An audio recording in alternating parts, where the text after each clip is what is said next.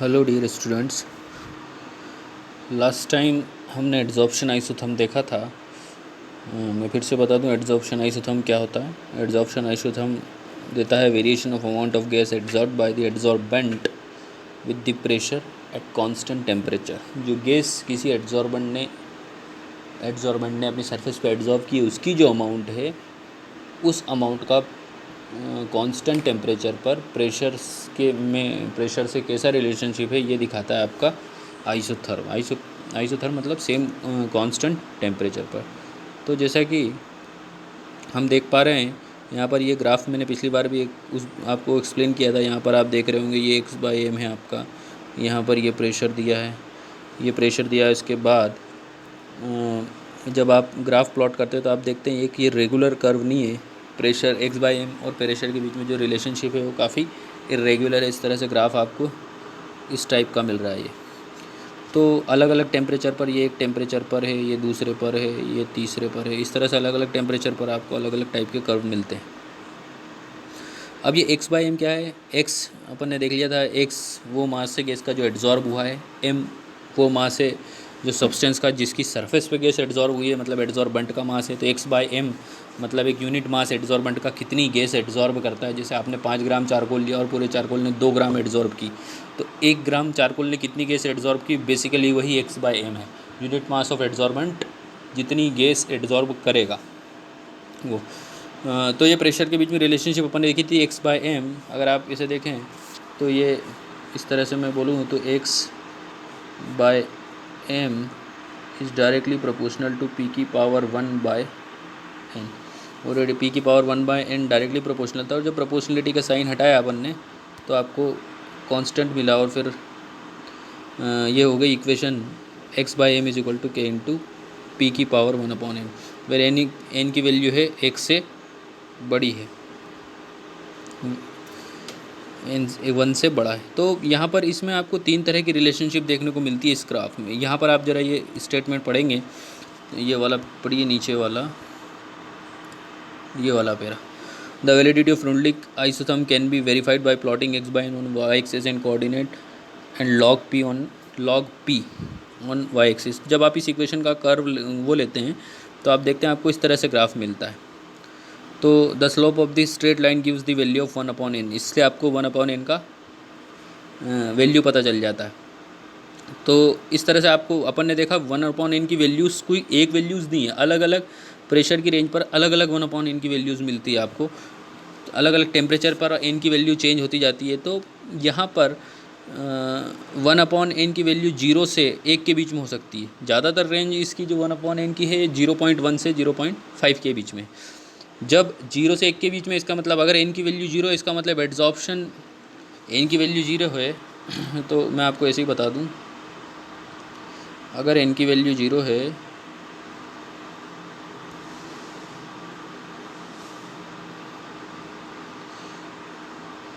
तो n की value 0 है तो आप देखेंगे जैसे x/m is directly proportional to p की पावर 1/n, और n की वैल्यू 0 है तो ये हो गया 0।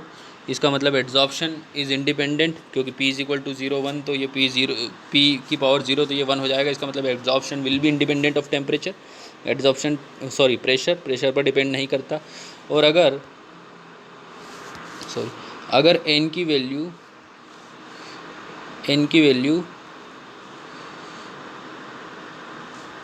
1 है तो एड्जॉर्प्शन p 1/1 मतलब p की पावर 1 हो जाएगा। तो एड्जॉर्प्शन प्रेशर के डायरेक्टली प्रोपोर्शनल होगा। तो यहाँ पर जो रीजन देते हैं, जो स्ट्रेट लाइन रीजन है, वो दिखाता है कि x/m is directly proportional to pressure. और जहाँ पर आप देखते हैं कुछ टाइम बाद सरफेस सेचुरेट हो जाती है, जैसे आगे का आप ये देख रहे होंगे, मैं कलर चेंज करता हूँ इंक का, आगे का आप ये देख रहे होंगे ये वाला पार्ट, यहाँ पर और आगे जब जाते जाएंगे तो ग्राफ काफ़ी स्लोप होता जाएगा। मतलब ओवरऑल ग्राफ आपको ऐसा मिलेगा, जैसे ये ग्राफ स्टार्टिंग में ऐसा होगा, फिर ये स्ट्रेट हो जाएगा। इसका मतलब यहाँ पर प्रेशर बढ़ाने पर भी आपको कोई चेंजेस नहीं दिख रहे हैं। इसका मतलब यहाँ पर एक टाइम तक तो एड्जॉर्प्शन बढ़ता गया, लेकिन जब आपने प्रेशर की ये वैल्यू अटेंड कर ली तब प्रेशर से इंडिपेंडेंट हो गया। तो इस टाइम पर n की वैल्यू प्रेशर से इंडिपेंडेंट है, तो इस टाइम पर n की वैल्यू कितनी है? 0। और जबकि यहाँ पर n की वैल्यू कितनी है, जब ये डायरेक्टली रिलेशनशिप है यहाँ पर n की वैल्यू 1 है, तो ये 0 से 1 के बीच में आपको एड्जॉर्प्शन की वैल्यू मिलेगी आपको।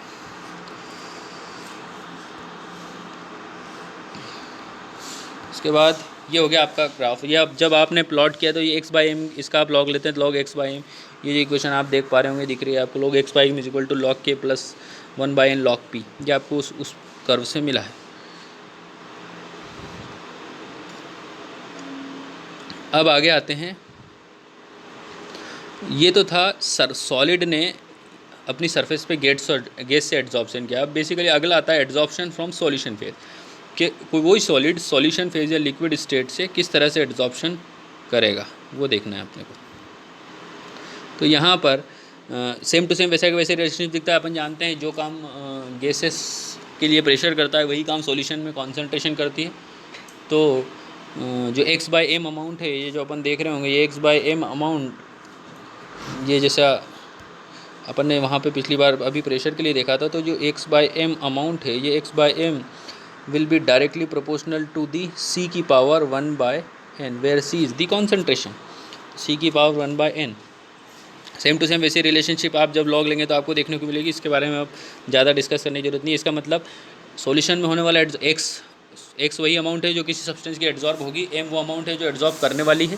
तो जहाँ पर अब देखें बस x/m की वैल्यू में जो x/m is equal to k into c की पावर 1/n में जो n है, उस n की वैल्यू अभी भी 0 से 1 के बीच में हो सकती है।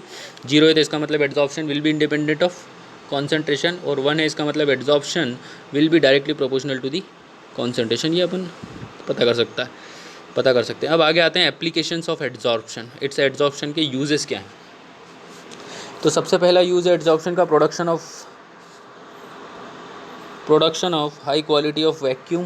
High quality of vacuum create करने में आप जब ज़्यादा, जैसे कुछ किसी चैम्बर में अपने को वैक्यूम क्रिएट करना है तो अपन वैक्यूम पंप से उसको क्रिएट करते हैं, उसके अंदर की सारी गैस निकालने की कोशिश करते हैं, लेकिन वैक्यूम पंप भी कुछ न कुछ अमाउंट ऑफ गैस छोड़ देता है। इसलिए उस गैस को रोकने के लिए अपन उसमें एक ऐसा सब्सटेंस उस कंटेनर में डाल देते, उस चैम्बर में डाल देते जो थोड़ी बहुत गैस बची उसको एड्जॉर्ब कर ले, तब जाके आपको 100% वैक्यूम मिल पाता है। तो high quality of high degree of vacuum जब आपको क्रिएट करना है तब अपन एड्जॉर्प्शन का यूज़ करते हैं। मतलब जैसे कार्बन चारकोल डाल दिया तो चारकोल अपनी सरफेस पर जो बची हुई गैसेस है उस चैम्बर में से एड्जॉर्ब कर लेगा और वो गैस अब इमोबाइल हो जाएगी।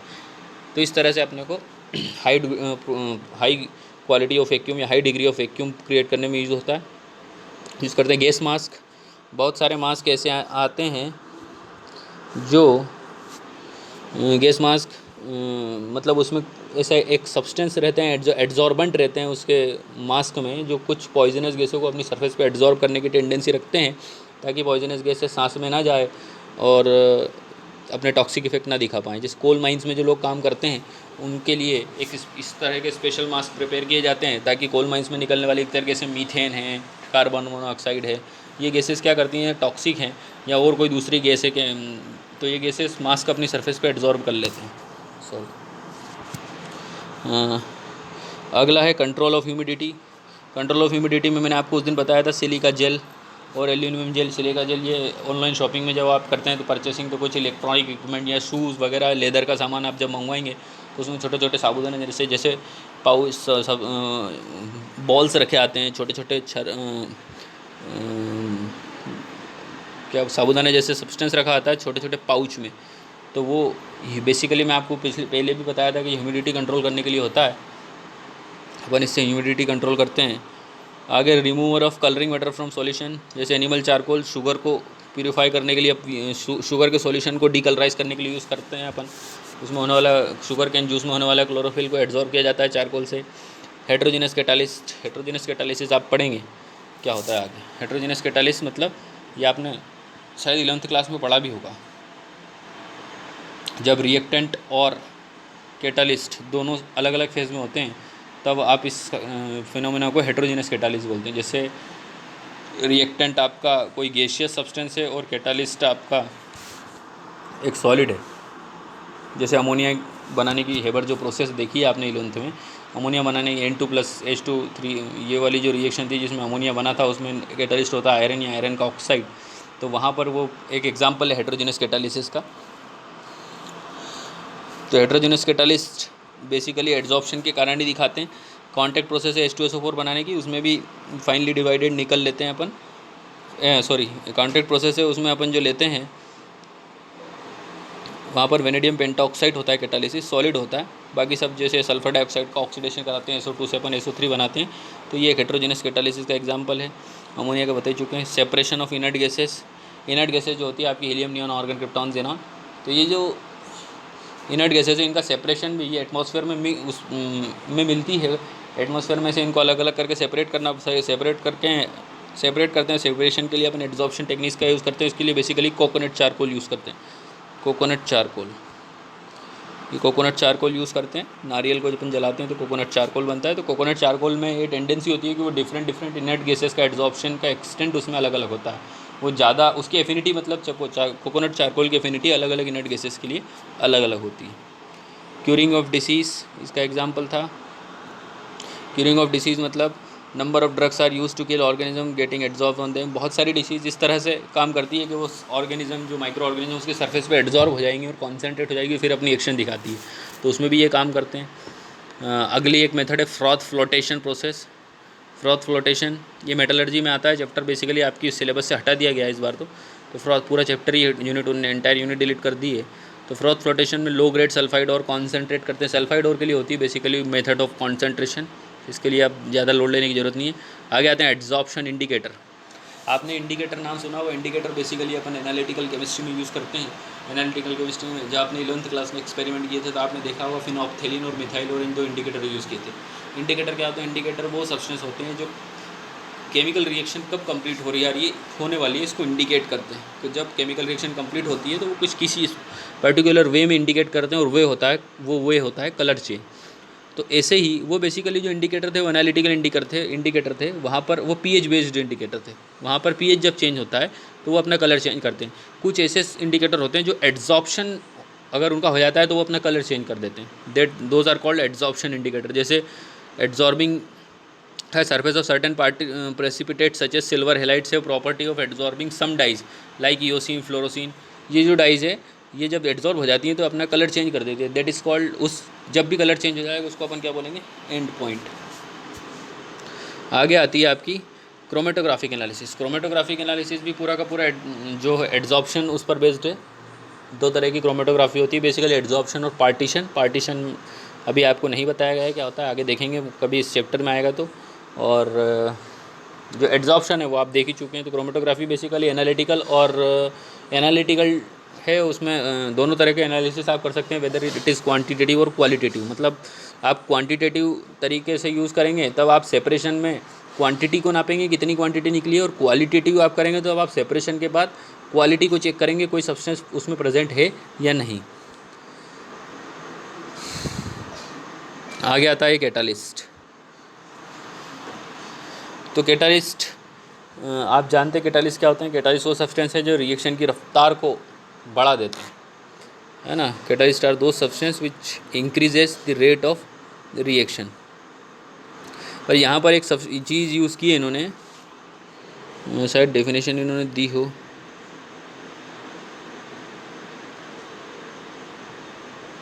जैसे यहाँ पर इन्होंने दिया है the added manganese oxide remains constant with respect to mass and a similar manner the rate of number of chemical reaction can be altered नहीं है यहाँ पर बेसिकली अल्टर्ड जो टर्म यूज़ की वो ठीक नहीं है। यहाँ पर कैटालिस्ट हमेशा रफ्तार को बढ़ाते हैं, कभी भी रिएक्शन को घटाते नहीं हैं। जो कैटालिस्ट जो सब्सटेंस रिएक्शन को घटाते हैं उनको इनहिबिटर बोला जाता है, वो कभी कैटालिस्ट नहीं होता रिएक्शन की रफ्तार को जो घटाएंगे, इसलिए ध्यान रखें। तो कैटालिस्ट जैसे यहाँ पर इस रिएक्शन में जो एग्जांपल दिया है, ये वाली रिएक्शन में पोटेशियम क्लोराइड का थर्मल डिकम्पोजिशन है KCl+3O2। तो यहाँ पर लोअर टेम्परेचर पर थर्मल डिकम्पोजिशन जो होता है 477 633 केल्विन के बीच में, 653 और 873 के बीच में होता है नॉर्मल थर्मल डिकम्पोजिशन। लेकिन जब आप कैटालिस्ट मैंगनीज डाइऑक्साइड लेते हैं, मैंगनीज डाइऑक्साइड लेंगे तो मैंगनीज डाइऑक्साइड जो ये कैटालिस्ट है मैंगनीज डाइऑक्साइड, इसकी प्रेजेंस में ये रिएक्शन 473 633 के लोअर टेम्परेचर पे हो जाती है। तो इससे पता चलता है कि मैंगनीज डाइऑक्साइड कहीं ना कहीं इस रिएक्शन को कैटालाइज कर रहा है, और कैटालाइज करने के कारण जो रिएक्शन पहले बहुत हाई टेम्परेचर पर हो रही थी वो लोअर टेम्परेचर पर हो रही, तकरीबन 200 डिग्री का अंतर आ गया है। तो यहाँ पर दो तरह के कैटालिस्ट होते हैं, होमोजीनस एंड हेटेरोजीनस कैटालिस्ट। सबसे पहले तो कैटालिस्ट टर्म किसने दी, तो बर्जीलियस जो था साइंटिस्ट, बर्जीलियस ने सबसे पहले कैटालिस्ट टर्म दी, याद रखना, catalyst term coined by Berzelius. तो बर्जीलियस ने दिया और उसने बोला substance which are accelerate the rate of chemical reaction themselves remains chemically and quantitatively unchange. ये बहुत ही स्टैंडर्ड और प्रिसाइज डेफिनेशन है, याद रखें। वो सब्सटेंस जो किसी रिएक्शन में पार्ट नहीं लेते, खुद अनचेंज नहीं होते, लेकिन उसकी रफ्तार को बढ़ाते हैं, आर कॉल्ड कैटालिस्ट। और इस फिनोमिना को अपन बोलते हैं कैटालिसिस। याद रखें, कैटालिसिस ये वर्ब है, जबकि कैटालिस्ट एक नाउन है। तो कैटालिस्ट और कैटालिसिस का अंतर समझ में आ गया। कैटालिसिस एक फिनोमिना है, एक वर्ब है। आगे आते हैं पॉइजन्स। यार इन्होंने homogeneous, poisons, promoter and poisons. तो प्रमोटर वो सब्सटेंस होते हैं, प्रमोटर आर दो substance which enhances the activity of a catalyst. वो जो कैटालिस्ट की एक्टिविटी को बढ़ाते हैं, promoters enhances the activity of catalyst. और उसमें poisons decreases the activity of catalyst. Poison catalyst की एक्टिविटी को डिक्रीज़ करते हैं। कहीं कहीं कुछ किताबों में आप इनको नेगेटिव कैटालिस्ट भी बोल सकते हैं। हालांकि नेगेटिव कैटालिस्ट जैसी कोई टर्म नहीं है, ये सब बना दी गई है वैसे ही, पर एक्चुअल टर्म होती है प्रमोटर और पॉइजन। प्रमोटर आर दो substance which increases the activity of a catalyst. रफ्तार नहीं बढ़ाते रिएक्शन की, रफ्तार तो कैटालिस्ट ही बढ़ाएगा, पर वो कैटालिस्ट की एक्टिविटी बढ़ाते हैं, इसलिए रफ्तार बढ़ जाती है। तो promoters are the substance which increases the activity of catalyst. Inhibitors और poisons are the substance which decreases the activity of catalyst. Okay, जैसे ammonia, molybdenum act as a promoter. Manufacture of ammonia में nitrogen जब और hydrogen जब ammonia बनाते हैं तो molybdenum उसमें प्रमोटर का काम करता है, और जबकि आयरन है उसमें कैटालिस्ट है। तो आयरन का प्रमोटर बेसिकली मोलिब्डेनम है। और उसी रिएक्शन में एक और कार्बन मोनोऑक्साइड पॉइजन का काम करती है। ये याद रखना, आपने 11वीं क्लास में पढ़ा होगा। जब आप अमोनिया बनाते हैं तो हाइड्रोजन का सोर्स, जब हाइड्रोजन किसी भी सोर्स ले तो ये ज़रूरी क्यों है कि कार्बन मोनोऑक्साइड को हटा दिया जाए अमोनिया बनाने के लिए। अगर आप कार्बन मोनोऑक्साइड ले रहे हैं, हाइड्रोजन गैस ले रहे हैं, तो हाइड्रोजन के सैंपल में कार्बन मोनोऑक्साइड नहीं होना चाहिए। तो बेसिकली हाइड्रोजन बनाने के लिए अपन हाइड्रोकार्बन का सोर्स लेते हैं। हाइड्रोकार्बन से जब आप हाइड्रोजन बनाते हैं तो उसमें कार्बन मोनोऑक्साइड रहती है। तो कार्बन मोनोऑक्साइड नहीं होना चाहिए। ऐसा क्यों? क्योंकि कार्बन मोनोऑक्साइड इस आयरन का पॉइजन है, ये पॉइजन कर देती है, इसलिए कैटालिसिस का काम अब आयरन नहीं कर पाता। इसलिए अगर कैटालिस्ट एक्टिविटी आपको देखना है तो आपको कार्बन मोनोऑक्साइड हटानी पड़ेगी हाइड्रोजन के सैंपल। तो that's why it is essential to remove carbon monoxide from a sample of hydrogen if you want to synthesize ammonia from that hydrogen. आगे आता है होमोजीनस कैटालिस्ट। अब कैटालिस्ट के जो टाइप थे मैंने आपको अभी बताया, होमोजीनस एंड हेटेरोजीनस। तो होमोजीनस कैटालिस्ट मैंने आपको अभी बोला था कि अगर आपके रिएक्टेंट और कैटालिस्ट, प्रोडक्ट से कोई मतलब नहीं है, ध्यान रखें। रिएक्टेंट और कैटालिस्ट अगर सेम फेज़ में है तो वो होमोजीनस है। जैसे अगर रिएक्टेंट लिक्विड फेज़ में है तो लिक्विड, अगर रिएक्टेंट गैस फेज़ में है तो गैस। ऐसा जनरली होता नहीं है कि दोनों सॉलिड ही हों और रिएक्शन हो जाए, क्योंकि रिएक्शन होने के लिए उनका कॉन्टैक्ट में आना जरूरी है। कॉन्टैक्ट में तभी आएंगे जब वो कैसे होंगे, या तो गैसेस होंगे, लिक्विड होंगे।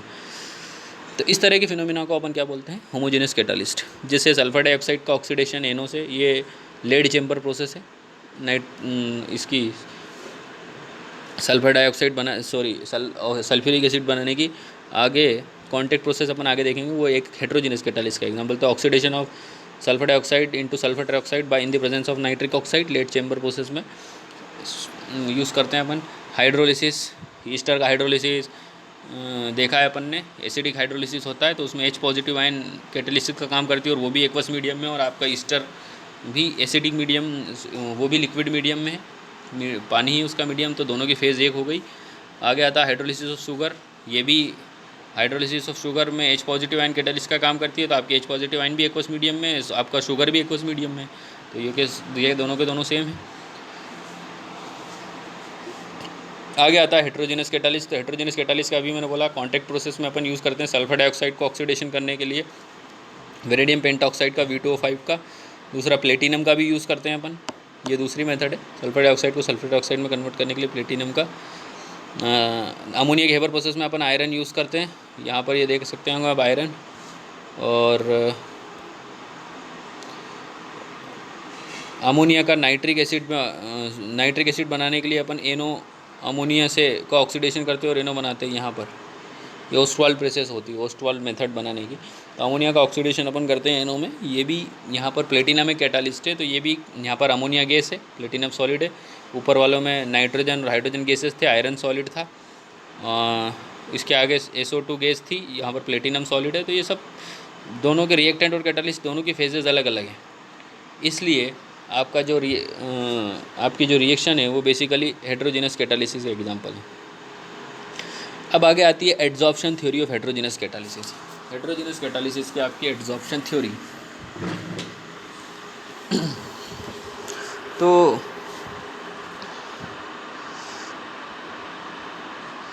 थ्योरी क्या बोलती है ये देखते हैं। तो ये थ्योरी बेसिकली एड्जॉर्प्शन के मैकेनिज्म को एक्सप्लेन करती है, और ये जो एक्सप्लेन करती है वो मैकेनिज्म बेसिकली हेटेरोजेनस कैटालिसिस की है। इसमें लिखा है, जो जरा पढ़ें। The theory explain mechanism of heterogeneous catalysis. The old theory known as adsorption theory of catalysis. जो पहले यूज़ होते थे उसको अपन बोलते थे एड्जॉर्प्शन थ्योरी ऑफ कैटालिस्ट।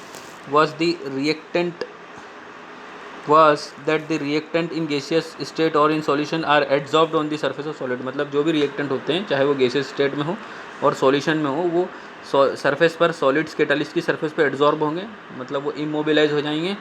इसके बाद the increase in concentration of the reactant in surface increases the rate of reaction. और इस तरह से जब उनकी कॉन्सेंट्रेशन बढ़ती जाती है तो रिएक्शन की रफ्तार बढ़ती जाएगी। रिएक्शन की रफ्तार क्यों बढ़ती जाएगी? क्योंकि जो रिएक्टेंट है उनकी कॉन्सेंट्रेशन उस सॉलिड की स्टेट पे बढ़ गई है, तो कोलिजन के चांसेस बढ़ गए। और कोलिजन के चांसेस बढ़ गए हैं तो कोलिजन के चांसेस जब बढ़ जाते हैं तो रिएक्शन होने के चांसेस भी बढ़ जाते हैं। किस में कोलिजन? दो रिएक्टेंट में। जैसे आप देखिए यहाँ पर ये कैटालिस्ट की सरफेस है, यहाँ पर ए और बी दो रिएक्टेंट आके जुड़ गए। तो ए और बी जब आप जुड़ जाएंगे तो ए और बी में टकराने के चांसेस अब ज़्यादा हो गए, क्योंकि वो इस सरफेस पर अटैच हो गए ए और बी। जैसे मान लीजिए फॉर एग्ज़ाम्पल ये कोई कैटालिस्ट है, इसकी सरफेस पर कोई एक सब्सटेंस आया, फिर उसी की सरफेस पे दूसरा सब्सटेंस आया, फिर और पहला आया ब्लू वाला, फिर वापस ग्रीन आया। तो इस तरह से आप देखते हैं blue green blue green blue green, जब इनकी कॉन्सेंट्रेशन बढ़ती जाती है तो इनमें कोलिजन के चांसेस भी बढ़ते जाते हैं, और कोलिजन के चांसेस जब बढ़ जाएंगे तो रिएक्शन होने के चांसेस भी बढ़ जाएंगे। इस तरह से ये एड्जॉर्प्शन थ्योरी एक्सप्लेन करती है ओल्ड थ्योरी कि कॉन्सेंट्रेशन किस तरह से इंक्रीज़ होती है। और दूसरी थ्योरी ये है कि दूसरी थ्योरी जो ये बोलती थी intermediate compound formation theory, intermediate complex theory बोलते थे उसको, कि catalytic action can be explain in term of intermediate compound formation theory. कि ये बोलती है कि कैटालिसिस दो रिएक्टेंट आपस में मिलकर कैटालिस्ट के साथ एक इंटरमीडिएट कंपाउंड बनाते हैं, और वो इंटरमीडिएट कंपाउंड फाइनली जाके डिकम्पोज होता है और प्रोडक्ट बन जाता है, और वापस कैटालिस्ट ऐसे निकल आता है बाहर रिएक्शन से। तो ये जो थ्योरी थी, अब जो modern theory of adsorption, the modern adsorption theory of जो है अपनी कैटालिसिस की मॉडर्न एड्जॉर्प्शन थ्योरी, ये बेसिकली कॉम्बिनेशन है। ये देख रहे होंगे आप मॉडर्न एड्जॉर्प्शन थ्योरी, ये बेसिकली कॉम्बिनेशन है intermediate compound formation theory and old adsorption theory इन दोनों का। तो इसमें कुछ स्टेप्स हैं, बहुत ही सिंपल स्टेप है, ज़रा देखिए आप इन पे। पहली स्टेप आपकी जो है डिफ्यूज़न ऑफ रिएक्टेंट और to the surface of catalyst. जो कैटालिस्ट है उसकी सरफेस पे डिफ्यूज़न होगा रिएक्टेंट मॉलिक्यूल का, diffusion of reactant molecule to the surface of catalyst, मतलब रिएक्टेंट मॉलिक्यूल कैटालिस्ट की सरफेस पर आएंगे। जैसे मान ले ये कैटालिस्ट है और ये रिएक्टेंट है ए और बी, तो ए और बी यहाँ तक आ रहे हैं, दिस इज़ कॉल्ड डिफ्यूज़न। उसके बाद दूसरा है adsorption of reactant molecule on the surface of catalyst. यहाँ पर ये जो सेकंड स्टेप आप इसमें देख रहे होंगे, इसमें ये सेकंड स्टेप जो देख रहे होंगे ये, जिसमें रिएक्टेंट मॉलिक्यूल इस कैटालिस्ट की सरफेस पे एड्जॉर्ब हो रहा है।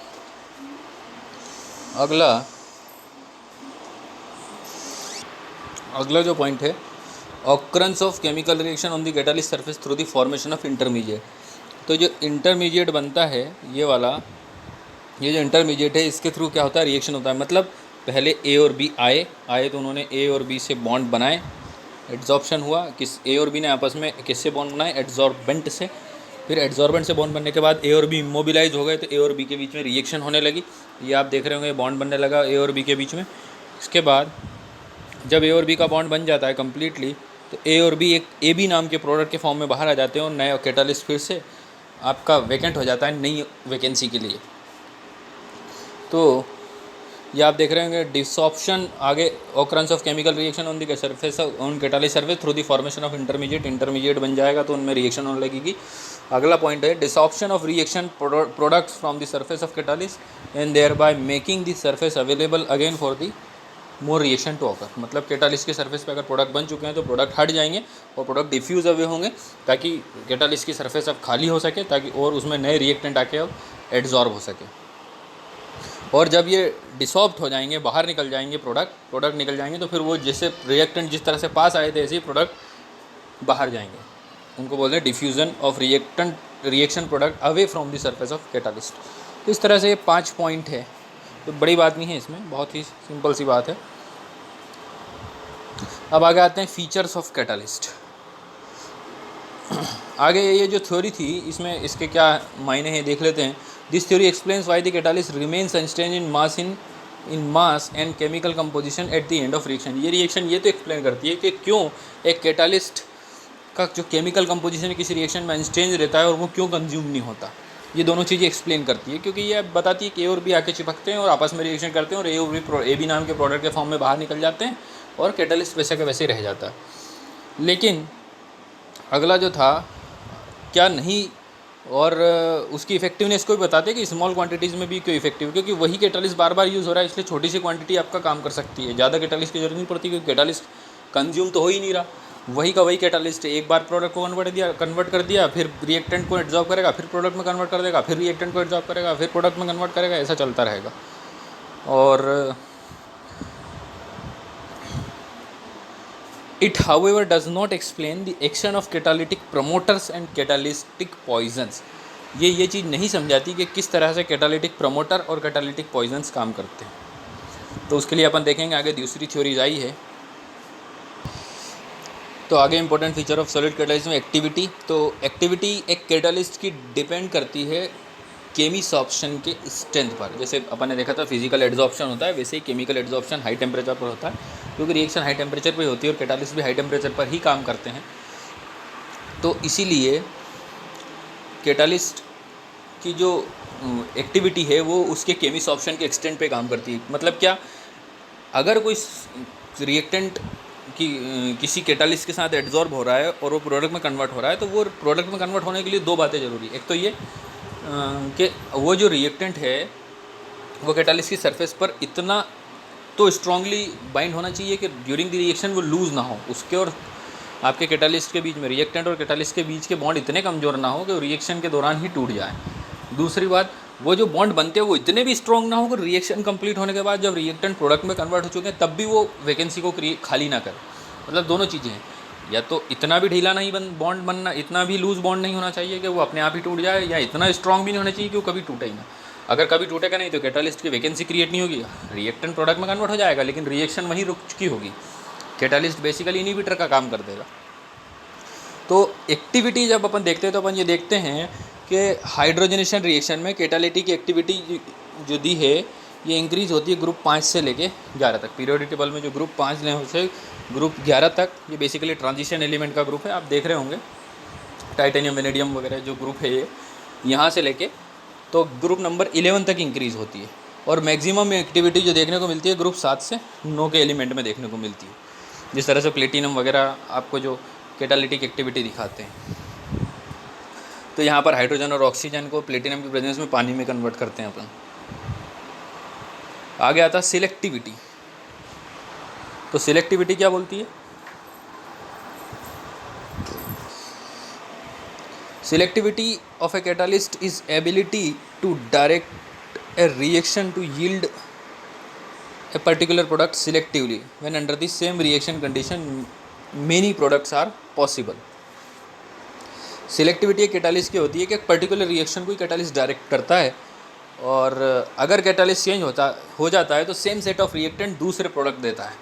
मतलब ऐसा नहीं कि आप रिएक्टेंट चेंज कर दोगे तो वही कैटालिस्ट वही रिएक्शन देगा। जैसे यहाँ पर आप देखिए कार्बन मोनोऑक्साइड और हाइड्रोजन निकल की प्रेजेंस में मीथेन बनाता है और वाटर वेपर बनाता है, और वही कार्बन मोनोऑक्साइड और हाइड्रोजन कॉपर और जिंक क्रोमिक ऑक्साइड के प्रेजेंस में मीथेनॉल बनाता है, और वही कार्बन मोनोऑक्साइड और हाइड्रोजन कॉपर की प्रेजेंस में फॉर्मल्डिहाइड या मीथेनल बनाता है। तो ये same set of reactant carbon monoxide and hydrogen will give different type of product in the presence of different catalyst. तो this is selectivity of catalyst. एक कैटालिस्ट एक ही तरह की रिएक्शन को कैटालाइज करता है, दूसरी तरह की रिएक्शन कैटालाइज करती है तो करना है तो सेम रिएक्टेंट काम नहीं, सेम कैटालिस्ट काम नहीं आएगा, उसके लिए आपको दूसरा कैटालिस्ट यूज़ करना पड़ेगा। तो this is selectivity of a catalyst. तो इसका मतलब कैटालिस्ट आर हाईली सिलेक्टिव, आगे आता है shape selective catalyst by zeolite. तो शेप सिलेक्टिव कैटालिसिस होता क्या है, ये फिनोमेना क्या है? तो ये बेसिकली कुछ कैटालिस्ट होते हैं, जिस तरह जैसे आपने एक फुटबॉल का जो स्ट्रक्चर देखा होगा, फुटबॉल के ऊपर जो स्टिचिंग होती है वो इस तरह की पेंटागोनल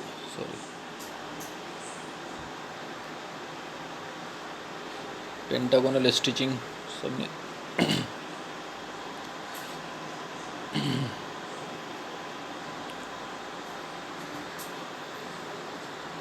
तो ये इस तरह की स्टिचिंग जो होती है, अगर आप फुटबॉल को देखें, बन नहीं रहा है मोबाइल में ठीक से, फुटबॉल को आप जब देखें तो आप देखेंगे कि जो उसकी अगर फुटबॉल के पूरे मटेरियल को काट दिया सिर्फ स्टिचिंग बनाई जाए तो किस तरह से एक पिंजड़ा ऐसे केज मिलेगा आपको। तो वो जो केज होते हैं इसी तरह के उसका जो शेप मिलता है उसी तरह के कैटालिस्ट होते हैं जियोलाइट। मैं आपको इसमें दिखाता हूँ, सॉरी अभी नहीं दिखा पाऊँगा क्योंकि मेरा नेट कनेक्टेड नहीं है। तो इस तरह का कैटालिस्ट होता है आपका जियोलाइट। तो इस शेप सिलेक्टिव कैटालिस्ट उसमें जो पोर साइज़ है, मतलब जैसे किसी रिएक्शन को कैटालाइज करना है तो रिएक्टेंट अगर रिएक्टेड उसमें उस पोर से अंदर जा पा रहे हैं तो वही रिएक्टेंट प्रोडक्ट में कन्वर्ट होंगे।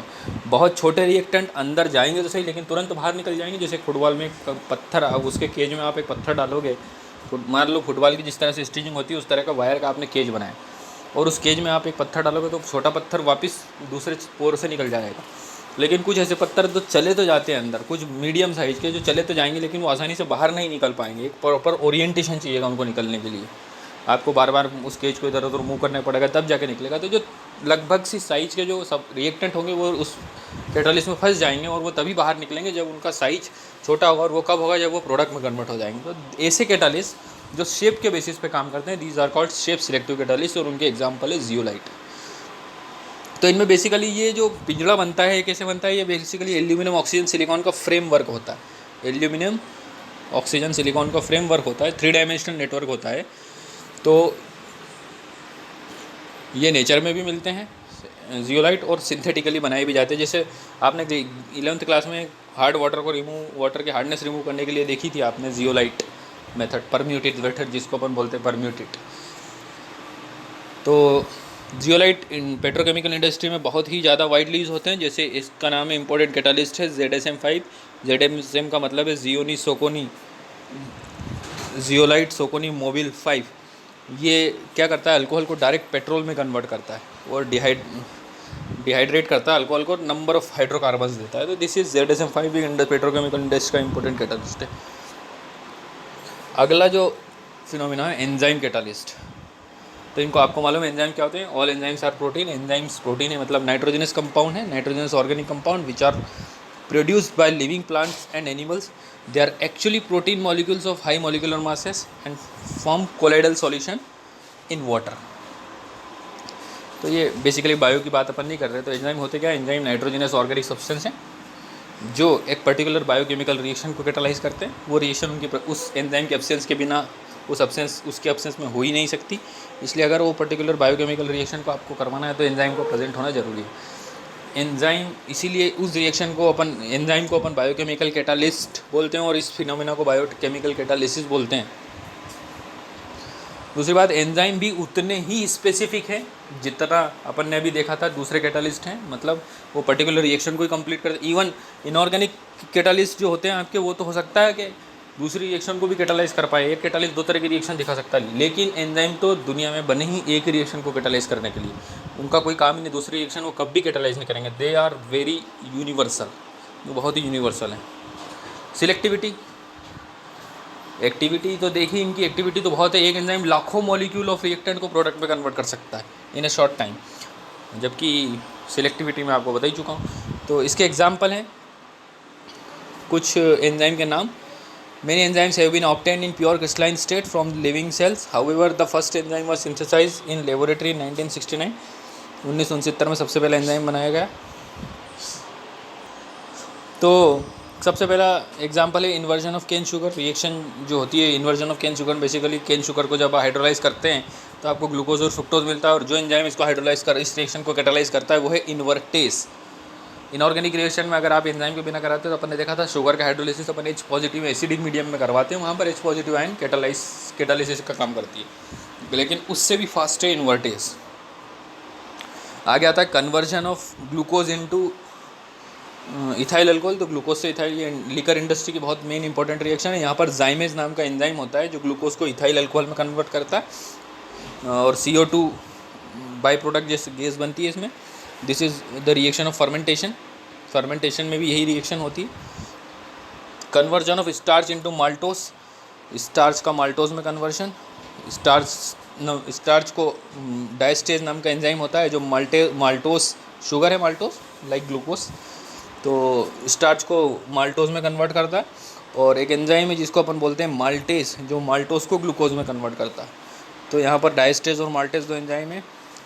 आगे यूरियज नाम का एंजाइम है जो यूरिया को डिकम्पोज करता है अमोनिया और कार्बन मोनोऑक्साइड में। आपने देखा होगा यूरिनल या टॉयलेट्स होते हैं उनके आसपास एक स्पेशल कैरेक्टरिस्टिक अमोनिया की स्मेल आती है, बेसिकली यूरियज एंजाइम के कारण होती है।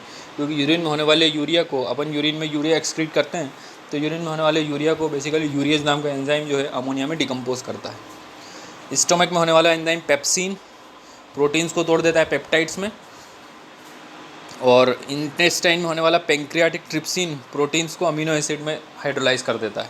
तो ये बेसिकली एंजाइम की रिएक्शन है।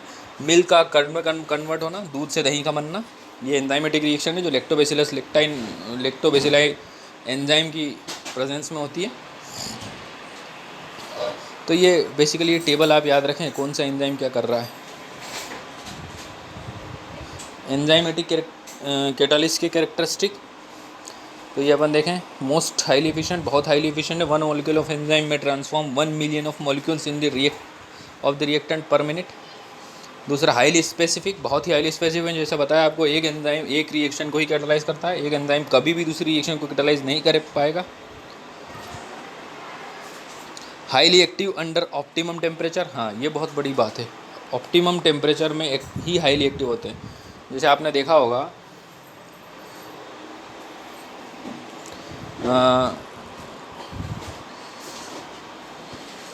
जैसे अपनी बॉडी में होने वाले एंजाइम हैं, ये अपनी बॉडी जो बेसिकली काम करने के लिए बनी, वो 37 डिग्री पे काम करने के लिए बनी। अगर अपनी बॉडी का टेम्परेचर 37 से ज़्यादा होता है या 37 से कम होता है तो काफ़ी चिंता की बात होती है। जब फीवर आता है तो अपन देखते हैं कि बॉडी का टेम्परेचर राइज़ हो रहा है, 37 से ऊपर जाता है। तो क्यों चिंता की बात है? चिंता की बात इसलिए क्योंकि अपनी बॉडी में जो काम करने वाले एंजाइम हैं वो 37 डिग्री पे काम करने के लिए बनी है। लेकिन अगर फीवर में आपका टेम्परेचर राइज़ हुआ तो आपके जो एंजाइम जो वाइटल बायोकेमिकल रिएक्शन को कैटालाइज कर रहे हैं वो रिएक्शन रुक सकती हैं, बंद हो सकती है और आपकी जान को खतरा हो सकता है।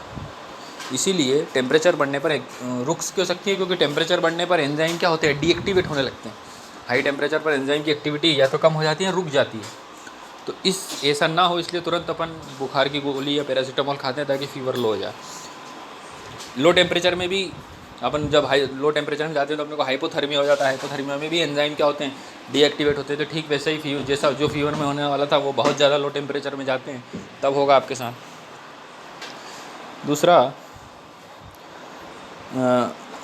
तो जो एंजाइम के लिए एक्टिंग टेम्परेचर है वो है 298 से 310 केल्विन के इनके बीच में जो टेम्परेचर रहेगा तो एंजाइम हाईली एक्टिव होंगे। कुछ एक्सेप्शन को छोड़ दो। आगे आता है highly active under optimum pH. Temperature के साथ एक और टर्म है जो ऑप्टिमम उसमें है, तो पीएच। तो जो एंजाइम है वो 5 to 7 के बीच में जो पीएच होगा तब फुल्ली फंक्शनल होंगे। उससे कम या ज़्यादा होने पर उनकी एक्टिविटी में गड़बड़ होती है। जैसे अपन देखते हैं एसिडोसिस होता है बॉडी में, अल्कलोसिस होता है। एसिडोसिस अल्कलोसिस में बेसिकली आप क्या करते हैं, जैसे दूध का देखा आपने, दूध में आप खट्टी चीज़ें डालते हैं तो दूध का प्रोटीन बाहर निकल जाता है। तो क्यों? क्योंकि वहाँ पर दूध फटने लगता है। हालांकि वो सिस्टम अलग है, वो कोलाइडल केमिस्ट्री का पार्ट है, पर पीएच पर एंजाइम की एक्शन बहुत हद तक डिपेंड करती है। Increasing activity in presence of activators and coenzyme. Activator और कोएंजाइम वो इनऑर्गेनिक या ऑर्गेनिक सब्सटेंस हो सकते हैं जिनके बिना एंजाइम काम ही नहीं करता, है ना। और एक्टिवेटर्स जो आपको बताया उनके बिना, जैसे देखिए एक्टिवेटर और कोएंजाइम ये बेसिकली बायो का टॉपिक है, तो फिर भी अपन एक बार इसको देख लेते हैं। The enzyme activity is increase in the presence of certain substance known as coenzyme. ये बिल्कुल गलत है। एंजाइम की एक्टिविटी इंक्रीज नहीं होती, एंजाइम इनके बिना एक्टिव होता ही नहीं है। इंक्रीज जो करते हैं एंजाइम की एक्टिविटी हो तो अपन पहले देख चुके हैं, ये क्या है? प्रमोटर है। पर इनके बिना एंजाइम एक्टिव हो ही नहीं सकता। तो ये जो सब्सटेंस है इनको अपन बोलते हैं कोएंजाइम। और जो कोएंजाइम है अगर ये इनऑर्गेनिक पार्ट हो तो ये एक्टिवेटर हो जाता है, जैसे sodium, manganese, carbon monoxide, cobalt, copper ion, ये है एक्टिवेटर, ये इनऑर्गेनिक पार्ट है। अगर यही कोई एंजाइमेटिक, ये कोई विटामिन हो या कोई ऑर्गेनिक पार्ट हो तो ये कोएंजाइम कहलाता है। Influence of inhibitor and poisons का मैं आप बता ही चुका हूँ कि पॉइजन्स का क्या काम रहता है। आगे का लेक्चर अपन अगले उसमें देखेंगे। Thank you.